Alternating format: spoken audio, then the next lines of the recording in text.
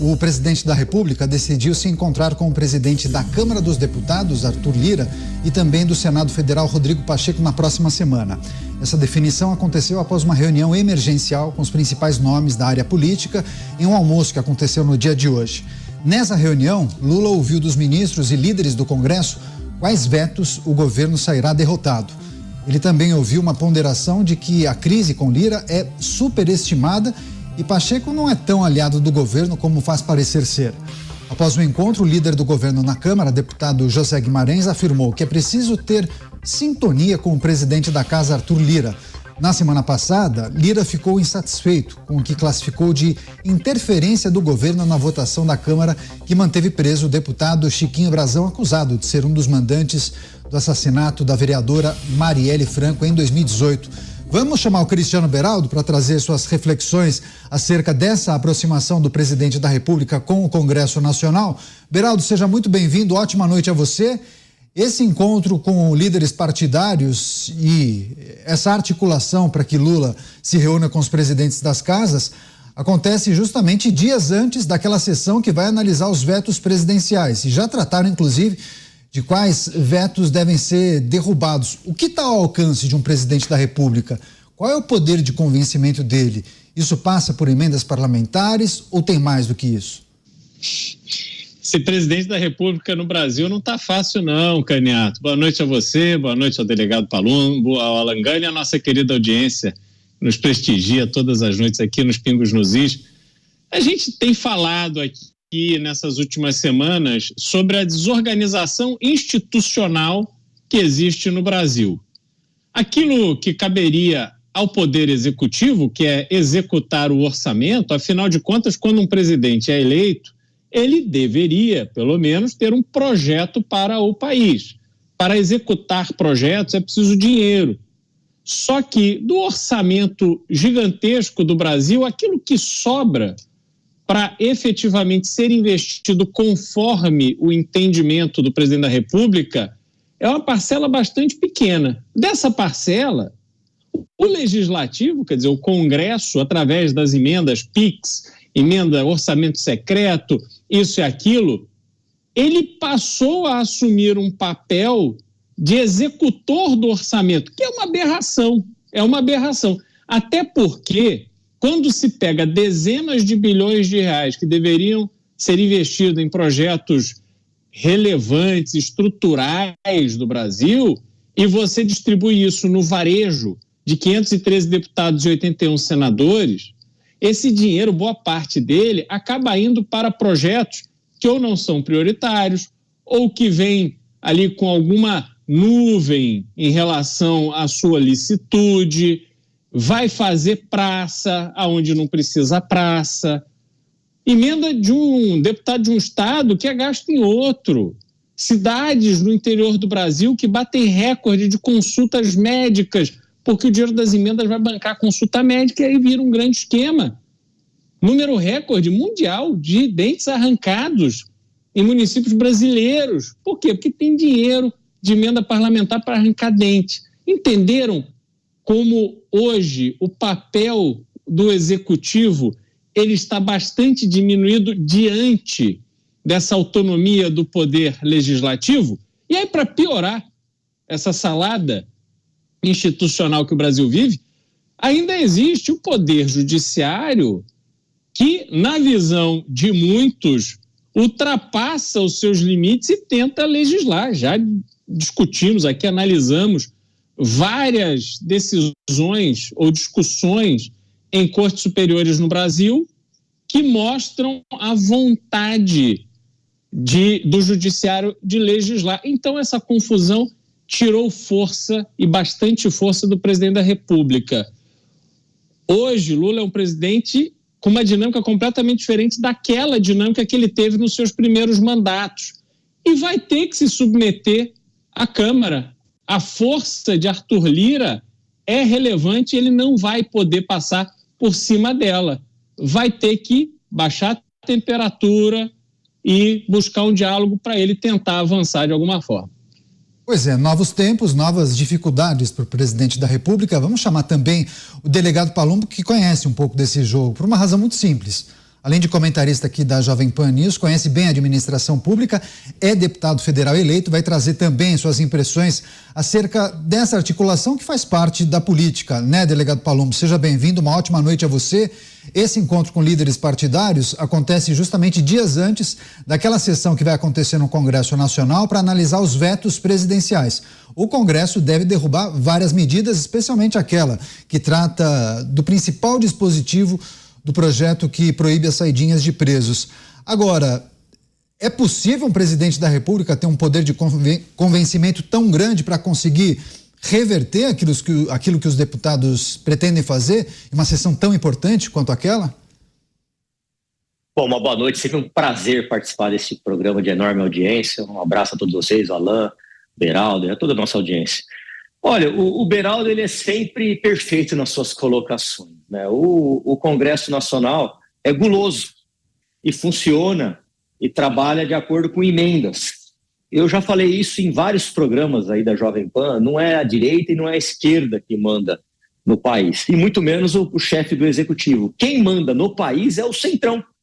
Então, se não agradar o Centrão e se agrada através de emendas, o governo não consegue governar. Sem contar alguns pedidos de impeachment, que depende dos congressistas para ele ir para frente ou não. Então, ele fica numa situação extremamente delicada. Agrada ao Centrão e tem seus projetos aprovados. Não agrada ao Centrão e eles travam tudo e tudo para. É assim que funciona. Foi essa a impressão que eu tive neste primeiro ano de mandato. É isso. O delegado Palumbo vai ficar com a gente nesta edição de Os Pingos nos Is. Eu quero chamar a atenção porque a gente tem várias pautas e assuntos importantes ligados à segurança pública, e o delegado Palumbo vai nos ajudar a entender essas discussões que são muito importantes para você que também está do outro lado, em casa, no trabalho ou em deslocamento, no carro, no ônibus, no transporte público.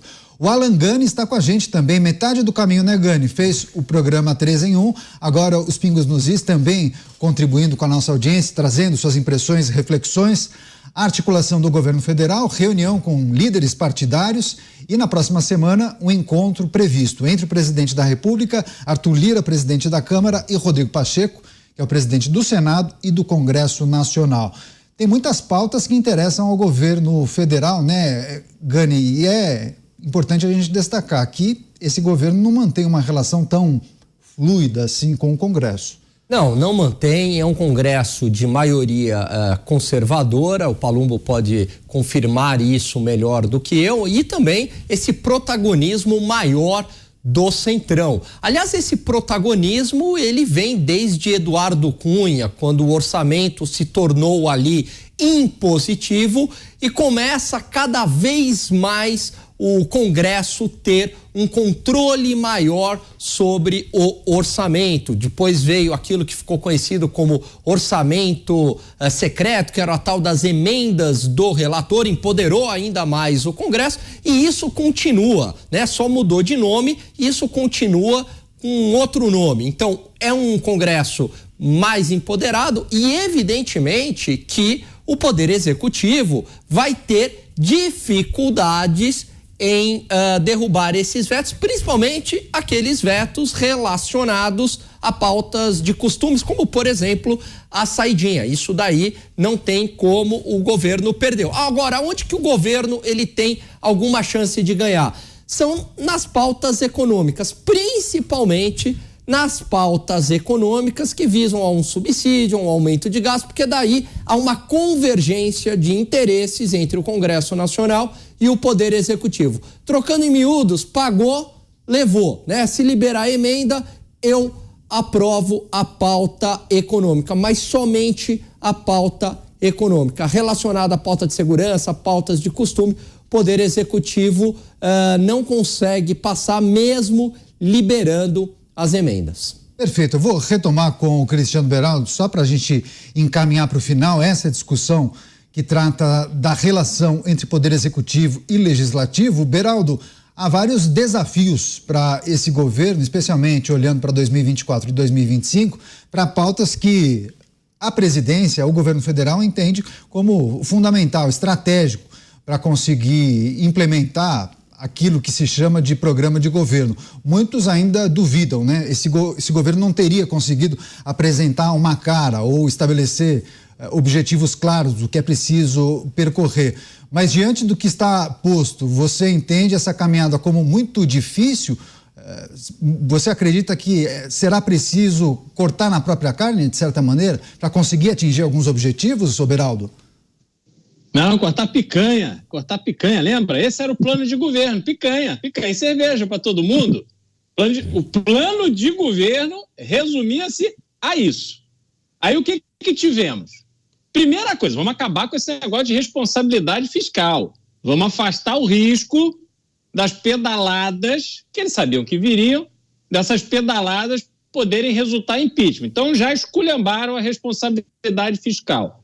Depois, déficit zero. Olha, vamos fazer todos os esforços, déficit zero, vamos conseguir zerar o déficit. Não conseguiu, não vai conseguir esse ano, já jogou para o ano que vem e assim sempre tem uma desculpa. Então não é o déficit zero. Não, o Brasil voltou. Agora o mundo inteiro voltou a respeitar o Brasil. Vai chover investimento no Brasil. Preparem-se, que vai ter empregador batendo a sua porta para te oferecer um emprego, para te oferecer um salário maior. Aconteceu isso? Não aconteceu. O investimento chegou? Não chegou. O investimento que vem, Alan vai poder falar muito melhor sobre isso, vem aqui, suga o que pode, ao menor sinal de fumaça, ele não quer saber se tem fogo, ele vai embora. Aí o dólar de 4,90 vai para 5,20, 5,30. Isso é sinal de solidez? Isso é sinal de que algum plano de governo está sendo executado? Não. Aonde é que o governo está batendo na tecla? Não pode acabar com a saidinha. Tem que entregar terra para os índios. Tem que liberar droga. É isso que a gente está vendo. Então não tem plano de governo.